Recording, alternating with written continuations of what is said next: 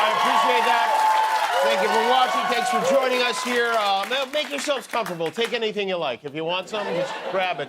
You know, there's a lot going on today. There's more than the usual helping of ridiculousness today, starting with the scene in the Hudson Valley of New York, where the Epstein investigation is finally getting serious. Today, the House Oversight Committee, led by Kentucky Republican Jim Comer, finally have their man, and that man is Hillary Clinton. That's right. Of all the people mixed up in this thing, Elon Musk, Bill Gates, Howard Lutnick, they drag Hillary Clinton out of the woods to testify under oath, even though there's no evidence that Hillary Clinton has ever met Jeffrey Epstein. But why not harass the woman while you have the chance? So before the deposition, Secretary Clinton read from a prepared statement. She said, Mr. Chairman, ranking member, members of the committee justified its subpoena to me based on its assumption that I have information regarding the investigations into the criminal activities of Jeffrey Epstein and Ghislaine Maxwell. Let me be clear as I can. I do not. I had no idea about their criminal activities. I do not recall ever encountering Mr. Epstein. I never flew on his plane or visited his island, homes, or offices. I have nothing to add. If the committee is serious about learning the truth about Epstein's trafficking crimes, it would not rely on press gaggles to get answers from our current president or on his involvement.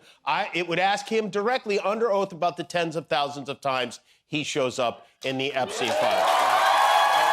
Hold on a second. I do want to say, in defense of the president, that is not correct. Trump's name did not show up tens of thousands of times. It showed up hundreds of thousands of times, almost a million of times. But otherwise, she's correct.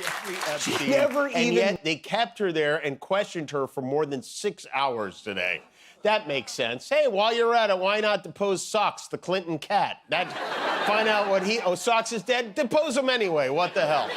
So Bill Clinton will testify tomorrow. The Clintons insisted that their testimony be conducted openly, live on camera, for the public to see, but Republicans on the committee did not want that and refused because, you know, they're transparent. They haul her in there, and then they asked her about UFOs and Pizzagate. For real. These people couldn't get a job running a Chuck E. Cheese, never mind Pizzagate. It's so embarrassing. I mean, it would be embarrassing if they were capable of feeling shame, but it's embarrassing. Why are they questioning Hillary Clinton about Jeffrey Epstein? She's never met him.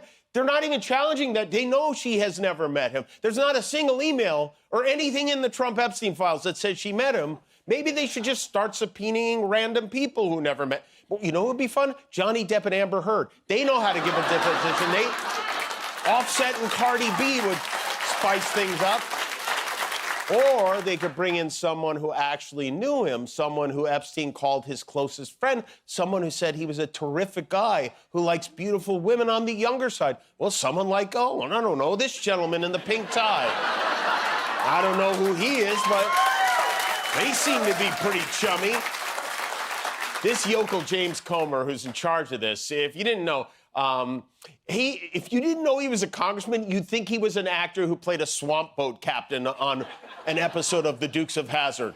So the Democrats have just as many questions for the Clintons as the Republicans. So this isn't a partisan witch hunt. This was a motion, a bipartisan motion supported by the Democrats to bring the Clintons in. So I don't think it's any type of being unfair in any way to the Clintons.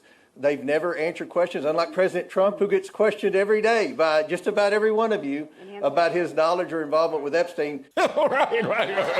Why would we need to question the president? Why do we need him to answer under oath? It's not like he lies. I mean, and of course, details of the specific allegations levied against the president by a young teenage girl have disappeared from the database, along with this photo of Commerce Secretary Howard Lutnick with Jeffrey Epstein on an island.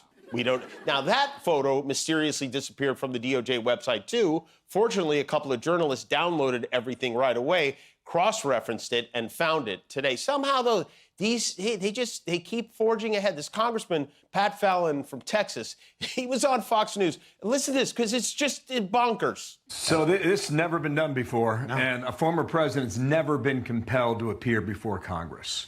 Is this where this is all heading? If not all of whom wrote notes for the book, including someone known as the Frog. You see that?